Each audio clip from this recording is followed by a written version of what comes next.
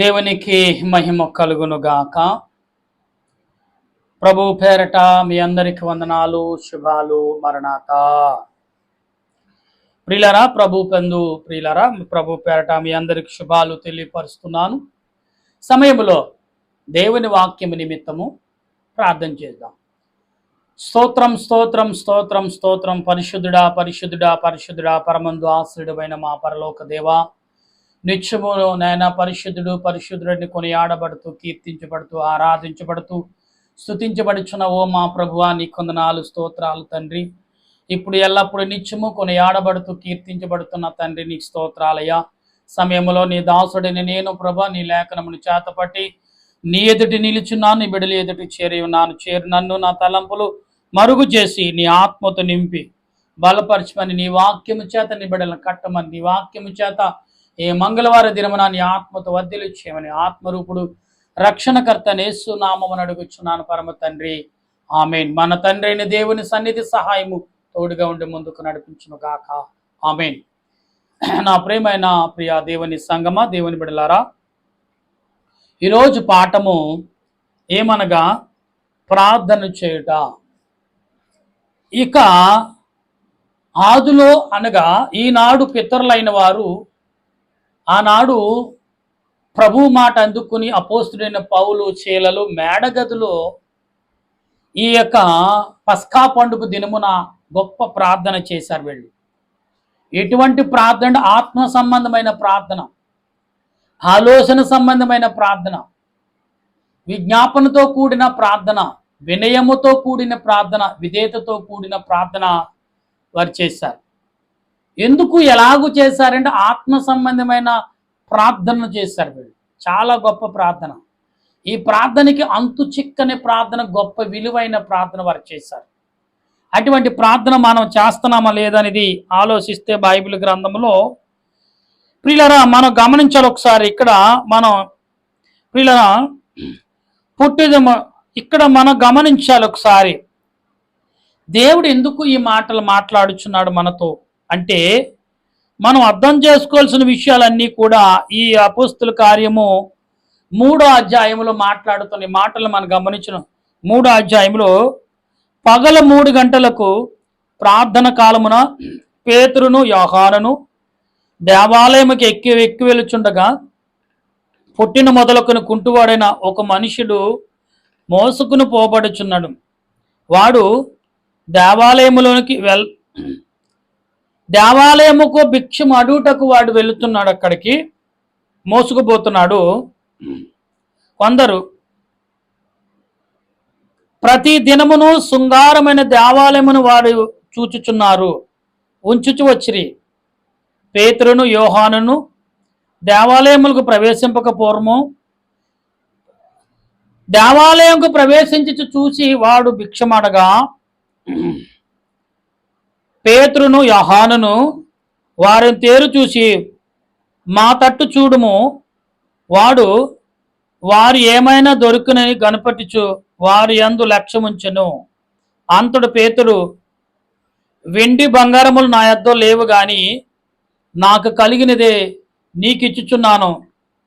నజరేయుడైన యేసుక్రీస్తు నామమున నడువుమని వానితో. ఇక్కడ ప్రియులారా ఈ 6 వచనాలు కూడా అపోస్తుడైన పౌలు పేతురు యోహాను గారు మాట్లాడుచున్న మాటలు కనబడుతున్నాయి. యేసు ప్రభు శిష్యుల్లో వీరు ప్రాముఖ్యంగా బలమైన శిష్యులుగా కనబడుతున్నారు, పేతురు యోహాను గారు. అయితే వీరు ఆ శృంగార దేవాలయం ముందు వారు దేవాలయంలోకి ప్రవేశించుచున్నప్పుడు వీడు కొన్ని సంవత్సరాల నుంచి కుంటువాడైన ఇతడు లెగలేక ధర్మం అడుగుకుంటూ అంటే బిచ్చం అడుగుకుంటూ జీవిస్తున్నాడు. చాలా దినాల నుంచి చూస్తున్నారు అనేకులు. కానీ ఇక్కడ అంటున్నాడు, అయ్యలారా మీ దగ్గర వెండి బంగారాలు ఏమనుంటే నాకు దానం చేయండి. నువ్వు అడిగినట్టుగా మా దగ్గర వెండి బంగారాలు లేవు, కానీ ఇదిగో యేసు నామంలో నువ్వు లేగుమని చేపట్టికి లేపునట్టుగా మనం 6వ వచనం వరకు చూస్తున్నాం. 7వ వచనంకి వచ్చినప్పటికీ వెంటనే వాడి పాత చీల మండలము అంటే ఇక్కడ ఎప్పుడైతే యేసునామము లెగమని వారు లేపారో వెంటనే వాడి చీల మండలం పాదముల కాంచి అన్ని కూడా దృఢంగా బలపడి లేచి దిగ్గిని లేచాడని వాక్య గ్రంథంలో చదువుతున్నాం మనం ఇక్కడ. వాడు దిగ్గిన లేచి నిలిచి నడుచుచు గంతులు వేయచు దేవుని స్తుతించుచు వారితో దేవాలయములకి వెళ్ళిడి. వాడు నడుచుచు దేవుని స్తుతించుట ప్రజలందరూ చూచి. ఇక్కడ ప్రియులరా, ఇక్కడ మనకు కొంచెం లోక సంబంధం కొన్ని విషయాలు మీకు చెప్తాను. మన కళ్ళ ముందు ఎవడైనా నాశనం అయిపోతే సంతోషపడి మనుషులే ఉన్నారు తప్ప, మన కళ్ళ ముందు ఎవడైనా బతికి బట్ట కడితే మాత్రం ఎలాగుంటారు తెలుసా? వాడి మీద ఎన్నో క్వశ్చన్స్ వేస్తూ ఉంటారు. ఈనాడే కాదు, ఆనాడు కంచి ఈనాడు వరకు కూడా అదే కొనసాగుతుంది. ఇక్కడ దేవాలయంలోకి దేవుని స్తుతించుచు దేవుని మహిమను, అంటే దేవుని నామములో అతను స్వస్థత పొందాడు కాబట్టి దేవునినే స్తుతించాలి. స్వస్థపరిచిన వారు స్తుతించట్లే. అయ్యిలారా మీ వల్లే పొందాను, మీ వల్లే బాగుపడ్డానని అనట్లా. ఈనాడు పలానా పాస్టర్ గారి వల్ల మేము స్వస్థత పొందాము అంటున్నారు తప్ప, ప్రభువు వల్ల మేము రక్షించబడ్డాం, ప్రభు ప్రార్థన వల్ల మేము బలపడ్డాం, మాకు ప్రార్థన నేర్పిన పలానా ఆయన నేర్పడలో ప్రభు ఏంటో మేము తెలుసుకున్నామని చెప్పడం అనేసి పలానా పాస్టర్ గారి వల్ల మేము స్వస్థత పడ్డాం. పాస్టర్ గారు స్వస్థత పట్టడు, స్వస్థత చేయడు. ఎవరు చేస్తారు? దేవుడు చేస్తాడు, ప్రార్థన చేస్తాడు అంతే. పాస్టర్ గారు, ప్రభువా ఈ దీన దాసుడిని, ఈ దీన దాసురాలు ఇదిగో నీ చేతులకు అప్పగిస్తున్నాను, నీ చిత్తం అయితే నా ప్రార్థన అంగీకరించి ఈ బిడ్డకు వారి కోరికలు వారి తలంపులు నెరవేర్చు ప్రభువా అని అడుగుతాం. అది మేము కేవలం ప్రార్థన చేయటం వరకే, కానీ నెరవేర్చేది ఎవరంటే ఆయన. నీ ప్రార్థన, దావీజనుడు ప్రార్థన, విశ్వాస ప్రార్థన ఆలకిస్తాడు, రెండు దగ్గరికి చేరుస్తాడు. ఏది ధర్మం ఉందో రెండు ధర్మం కొంటే వెంటనే రిలీఫ్ వచ్చేస్తుంది, వెంటనే రిలీఫ్ వచ్చి. అక్కడ ఇక్కడ తేడా ఉందనుకోండి, రిలీఫ్ రాదు. ప్రార్థన చేయాలి దైవజనుడు.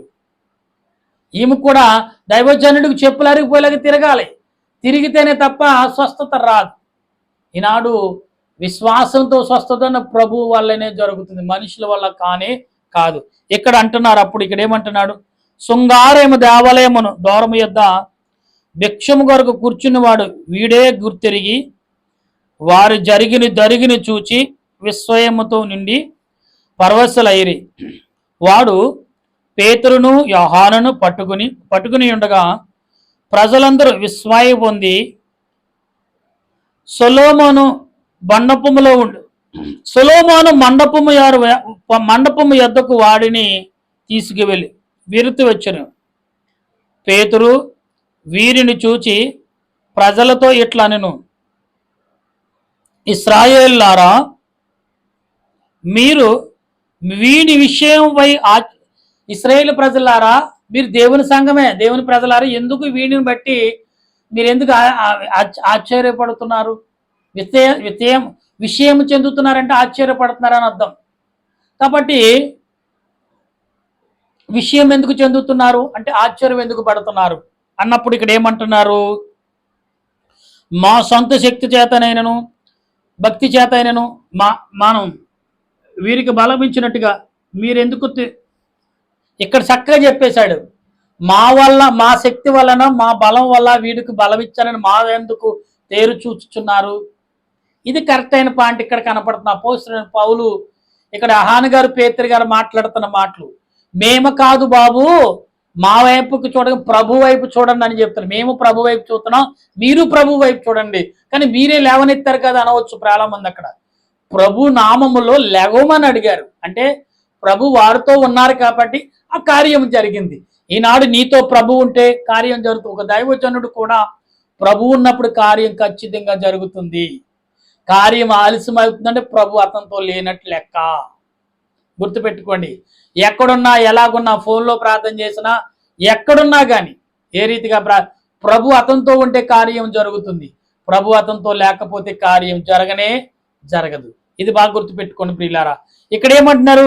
మీరు మా తొట్టెందుకు చూస్తున్నారు అంటే మా వల్ల జరిగిందా కాదు అని ఒప్పుకుంటున్నారు వీళ్ళు. ఇక్కడ ఏమని అంటున్నారు? అబ్రహాము, ఇస్సాకు, యాకోబు అని దేవుడు అనగా మన పితరుల దేవుడు తన సేవకుడైన యేసును మహిమపరుచుచున్నాడు. ఆయన అప్పగించుంది. పిలాతు ఆయన విడుదల చేయుటకు నిశ్చయించినప్పుడు మీరు అతని ఎదుట ఆయన నిరాకరించిరి. అంటే ఈ వాక్యం అర్థం ఏంటంటే, ఈ 13వ వచన వాక్యం అర్థం ఏంటంటే, మీరు ఏ ప్రభువునైతే మీరు వెతుకారో, ఏ ప్రభు అయితే మీ దగ్గరకు వచ్చాడో ఆయన మీరు లక్ష్య పెట్టలేదు. నేను లక్ష్య పెట్టానని, ఆయనతో పని చేశాను, ఆయనతో తిరిగాను కాబట్టి నేను పొందుకున్నాను, మీరెందుకు పొందుకోలేకపోయారు అని పేతురు గారు అడుగుతున్నాడు. ఆ ఇశ్రాయేలు ప్రజలు ఆనాడు ఆ స్థలములు, ఆ దేవాలయంలో అడుగుతున్నారు. మేము ఆయనతో తిరిగాం, ఆయనతో నడిచాం, ఆయనతో మాట్లాడాం, ఆయన పరిచయం మేము కొనసాగిస్తున్నాం కాబట్టి ఈరోజు కార్యం చేశాం, మీరెందుకు ఆయన గ్రహించట్లేదు, మీరెందుకు వెంబడించట్లేదు? మీరు కూడా అటువంటి క్రియలు చేయాలంటే ఆయనను వెంబడించనని ఇక్కడ ప్రత్యుత్తరం ఇచ్చినట్టుగా కనబడుతుంది మనకి ఈ వచనం. అయితే ఇక్కడ 14 వచనములు అంటున్నాడు, నీతిమంతులను వారిని నిరాకరించి నరకరంధ్ర మనిషిని మీరు అనుగ్రహింపును అడిగిరి. ఇక్కడ ఏమన్నా, నీతిమంతుడైన యేసు ప్రభుని మీరు తిరస్కరించారు, నరాంతకుడైన బరాబ్బును కోరుకున్నారు అన్నాడు కదే. ఇక్కడ నీతిమంతుడేమో తిరస్కరించారు, ఏమన్నా అంతకుడిని మీరు కోరుకున్నారు కదండి. పేర్లు చెప్పకుండా ఇక్కడ చాలా తెలుగుగా మాట్లాడారు. అంటే అప్పుడు అప్పుడు ఆ పేర్లు చెప్పుంటే కొంచెం వేరే రకంగా ఉండే. కానీ ఇక్కడేమో నీతిమంతుడేమో తిరస్కరించారు, అవనీతిమంతుని మీరు ఎంచుకున్నారు కదా అని, దొంగని దోపుడు వారిని ఎంచుకున్నారు కదా, అతన్నే విడుదల చేయమన్నారు, నీతిమంతుని విడుదల మీరే కదా ఆయన సిలువేశారని రీతిగా సూటిగా హృదయము కూర్చున్నట్టుగా మాట్లాడుతున్నాడు పేతురు గారి. మా ప్రియమైన దేవుని బిడ్డల, ఇవాళ చాలా మంది రూట్గా డైరెక్ట్గా మాట్లాడితే ఏమంటారు తెలుసా? ఈ పాస్టర్ గారు మమ్మల్ని టార్గెట్ చేశాడు, మా పాస్టర్ గారు మమ్మల్నే గురిపెట్టి మాట్లాడాడు అంటారు. దేవుని వాక్యం నీకు హృదయానికి గుచ్చుకుంటుందంటే ప్రభు నిన్ను అంగీకరిస్తున్నాడు లెక్క. అర్థమైందన్నమాట. ఎప్పుడైతే వాక్యము నీకు గుచ్చుకుంటుందంటే అది హృదయము గుచ్చుకుని హృదయాన్ని కడుగుతున్నాడు దేవుడు.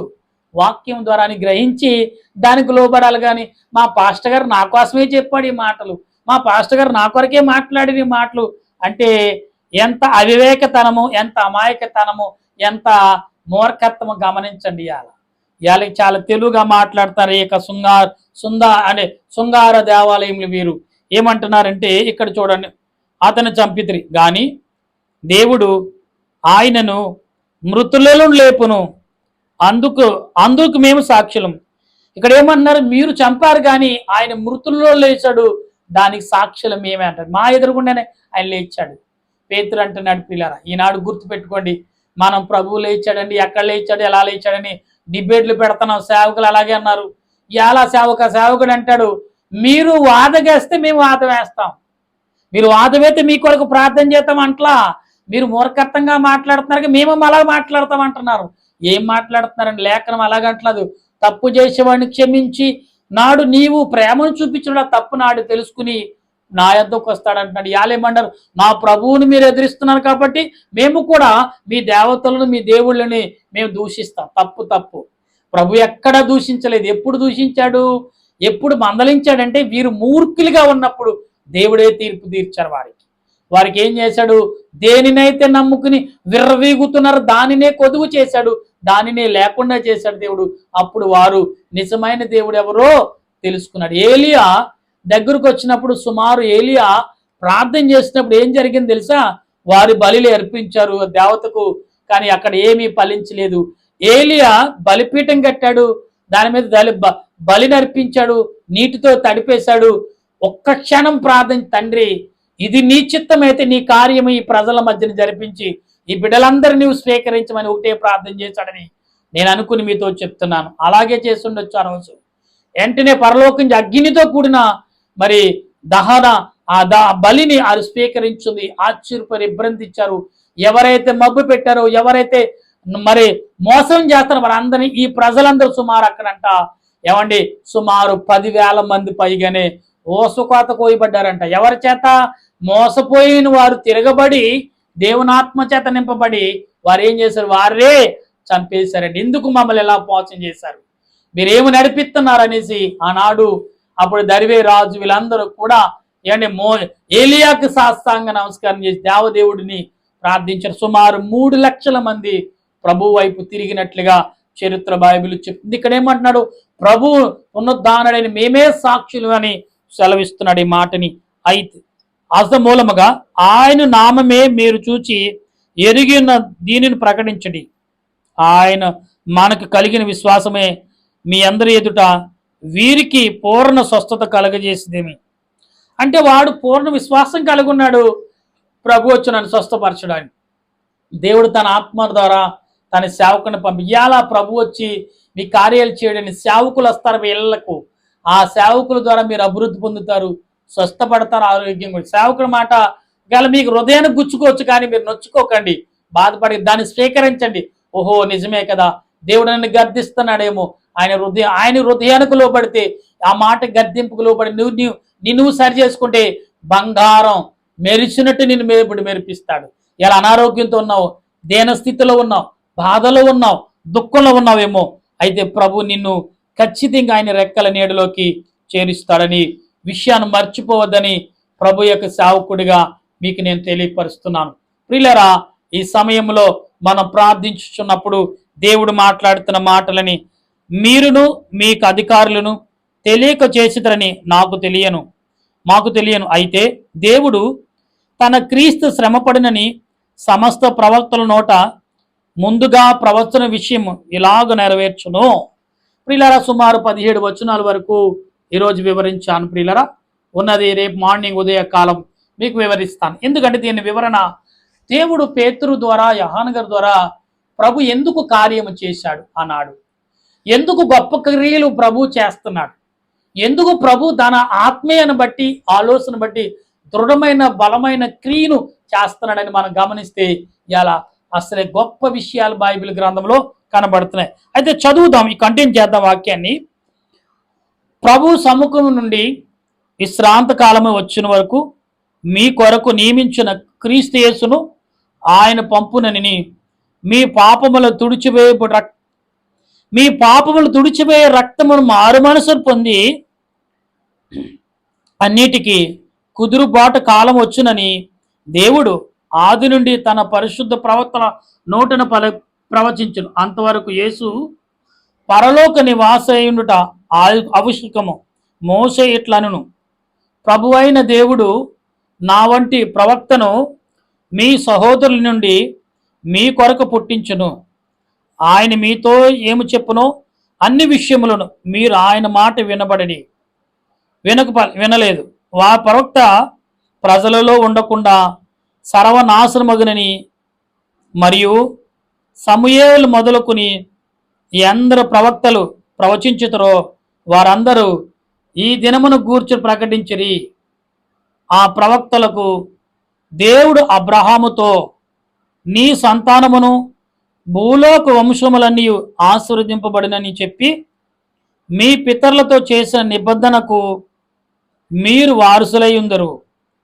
దేవుడు తమ సేవకును పుట్టించి మీలో ప్రతి వారి దుష్టతమును మళ్లించుట వలన మిమ్మల్ని ఆశీర్వదించుటకు ఆయనను మొదటి మీ అద్దరకు పంపినని చెప్పెను. పిల్లరా, ఈ 3 వచనాలు కూడా ఆత్మ సంబంధమైన విషయాలుగా మనం భావించాలి. ప్రభు ఏదైతే మాట్లాడారో అపోస్తుల కార్యం 3వ వచనము 26 వచనాలు ఈరోజు మీకు చదివి వినిపించాను. కనుక ఈ సాయంకాల సమయంలో వింటున్న మీరు కానీ నేను కానీ మనమందరం ఆత్మ సంబంధమైన క్రియలు కలిగి ఉన్నామా, అపవాది సంబంధమైన క్రియలు కలిగి ఉన్నామా? ఒకసారి ఆలోచించండి. మీ హృదయాలు మీ తలంపులు ఏ రకంగా ఉన్నాయి, ఏ రకమైన ఉద్దేశం మీరు కలిగి ఉన్నారు? ఒకసారి ఆలోచించినప్పుడు దేవుడు మీ పట్ల చేసే క్రియ ఎటువంటిదో ఒకసారి ఆలోచించండి. ఆలోచించే మనసును దేవుడు ఈ సాయంకాల పూట మీ పాపములు మీ హృదయములు కడుక్కుని దేవుని తట్టు తిరిగి మనసును దేవుడు మనందరికీ అందించును గాక. ఆమేన్. ప్రార్థన చేద్దాం. దయగల మా దేవా, నీ కొందనాలు, ప్రేమగల రక్షక స్తోత్రాలు. ఇంతవరకు మా ప్రియులు నీ బిడ్డలతో మాట్లాడావు. నిజమే దేవా, ఆ శృంగార దేవాలయం ముందు ప్రభ ఎప్పటి నుంచో నాయన పుట్టుకతోనే కుంటువాడై వికలాంగుడై ప్రభా ఆ శృంగార దేవాలయం ముందు బిచ్చమెత్తుకున్న వాడు నీ శిష్యులకు నువ్వు ఆనాడు చేసిన సాక్ష్యం ఎలా నీ శిష్యులకు కూడా సాక్ష్యం ఇచ్చావు. గొప్ప దేవుడు అయ్యా, నిన్ను వెంబడించిన వారికి సాక్ష్యం ఇస్తావు, నీ కొరకు సాక్షిగా నిలిచిన వారిని నిజంగా సాక్షిగా నిలబెడతావు. అటువంటి సాక్ష్యాన్ని ఈనాడు నీ దాసులైన వారికి మాకు నువ్వు ఇస్తున్నందుకు నీకు వందనాలు. సమయంలో వాక్యము ద్వారా అనేకమైన విషయాలు మాకు కనబడుతున్నాయి, వినబడుతున్నాయి, మేము తెలుసుకుంటున్నాం. కనుక ఈ సమయంలో మా దేశ ప్రజలను, మా దేశ పెద్దలను, మా దేశంలో ఉన్న మిలిటరీ వారు, పోలీస్ శాఖ వారు, డాక్టర్లు, నర్సులు, పారిశుద్ధ్య వారు, కార్మికులు, రైతులు, వీరికిలా చెప్పుకుని ఎందరో ఉన్నారు.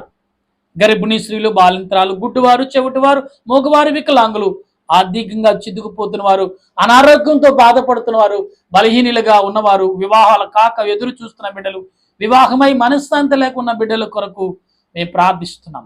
అలాగే కుటుంబంలో శాంతి సమాధానం లేక అల్లాడిపోతున్న వారు, ఉద్యోగాలు లేక బాధపడుతున్న వారు, జీవితం గడక్క ఏంటి నా బ్రతుకిదని నీ వైపు చూచిన ప్రతి హృదయమును నీ చేతులకు అప్పగిస్తూ ప్రతి వారికి పేరు పేరున నీ ఆత్మ నడిపింపు దయచేదువు గాక.